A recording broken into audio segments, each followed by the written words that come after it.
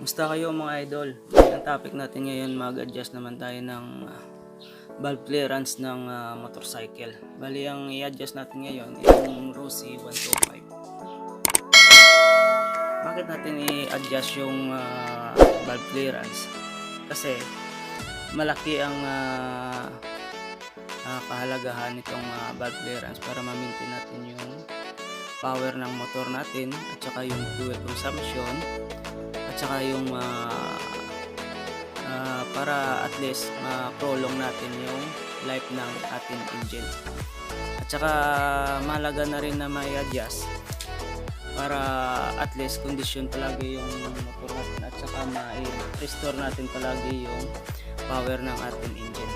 Baling unang gagawin natin ay ito, bubuksan natin to, tapos itong pip hole nya, kasi dito natin ngayon silipin yung posisyon ng piston. Bali gagawin natin, bubuksan natin ito, tapos pati ito na rin yung valve cover. Bali ang valve cover niluwagan ko na para mabilis na lang tayo, mabilisan to. Okay, bali tanggalin natin.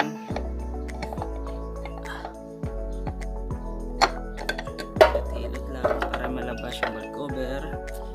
Pagkatapos dito naman tayo. Bali ang kailangan pala natin ng mga tools. Meron ako na handa na mga tools. Bali ito yung paghawak ko sa adjuster kasi wala akong holder dito sa adjuster ng rocker arm. Bali ito na lang yung long nose gamitin ko. Tsaka kailangan din natin ng 10mm para sa valve cover nya. Ito kanina niluwagan ko na. At saka flat screwdriver at syempre filler gauge at saka meron akong isang set. Bali 14mm lang na socket at saka 8mm itong 8mm at saka itong 14mm ratchet at saka extension. Okay,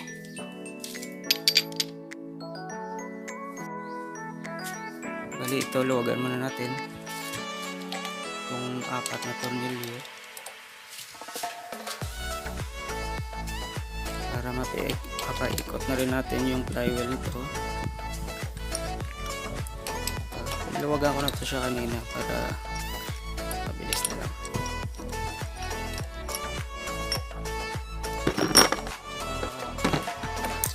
Ito cover dito,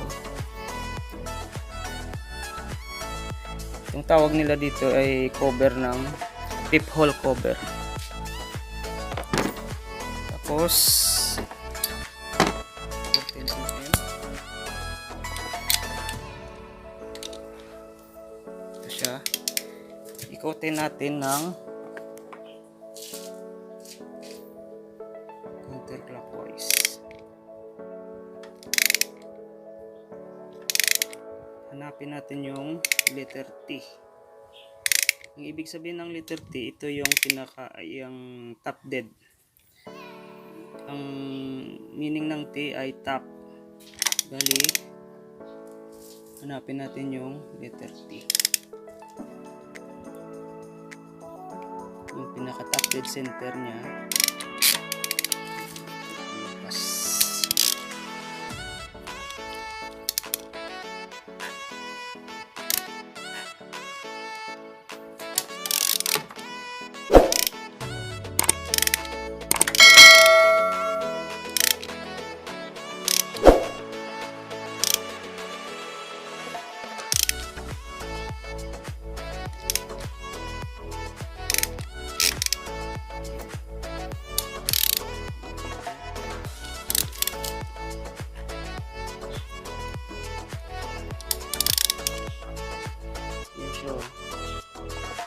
Ito na lang, yun ang pinaka top dead center niya. Sabihin, ito yung pinaka end of the stroke ng piston na nasa pinaka taas na niya na posisyon.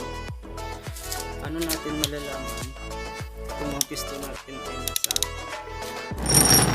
taas na. Bali, ang gagawin natin, i-confirm natin dito sa valve. Bali, galawin lang natin itong rocker arm. Galawin natin sa rocker arm. Pag hindi siya gumalaw, ikutin natin ulit ng 1 complete turn. Okay.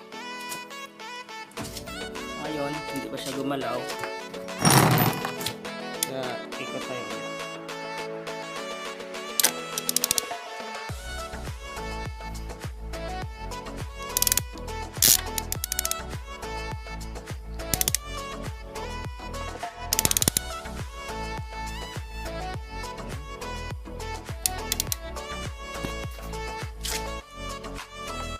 Ayan siya. Maluwag na. Ibig sabihin, yung piston natin nasa dead center na siya. Posisyon na siya sa pinakaibabaw, highest spec ng piston natin. Yung gagawin natin ngayon, ayan siya, i-30 natin. Bali, i-adjust natin ngayon.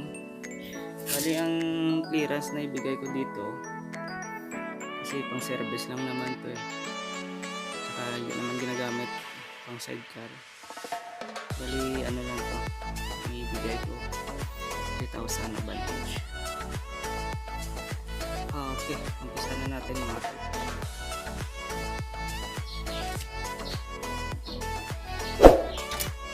Luwagan muna natin itong pinaka 10mm na nut. Bali, ito yung pinaka-lock nut nya. Bali, pag sinabi nating valve clearance, ang hinahabol natin dito yung gap dito. Bali, yung gap ng rocker arm tsaka yung valve stem. Ito yung pinaka yung gap nya in between yung dalawa na to. Bali, kasi yung iba ginagawa, hindi na gumagamit nitong pillar gauge, kaya hindi natin makuha yung accurate na clearance. Kaya mas maganda pa rin yung may pillar gauge, at least sigurado tayo sa ginagawa natin. Bali, ang ano nito, adjustment nito, hindi siya mahigpit at saka hindi naman siya maluwag. Yun lang ang ano nito, yung pag adjust gamit ang pillar gauge. Kasi yung ibang sinasabi nilang feeling gauge na yun, wala yan. Ito yung ano dyan. Kaya ito, sigurado to. Kasi alam mo na pareho yung adjust at saka naka ano sa specification ng manufacturer. Ano yung gagawin natin? Tapos na natin siyang kuha yung eksaktong clearance. Bali, kontra lang natin to ng ano, itong adjuster nya para hindi umikot. At saka itong pillar gauge, wag muna tanggalin. Tanggalin natin siya katapos na natin higitan. Yan. Siya. Suwabe. Yan ang tamang, hindi siya maigpit at saka hindi naman siya maluwag. Bali, ang in-adjust natin ngayon nitong yung sa exhaust, kasi dito yung exhaust pipe nya, ito yung exhaust valve, ito yung intake valve sa kabila. Doon naman tayo mag-adjust ngayon.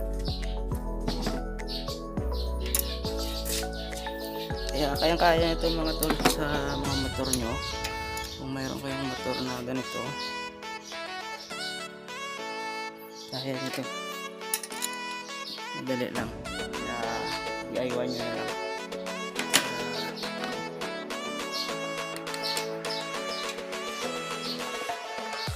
Kasi ito sa kabila tukod, ikaw itong sa intake.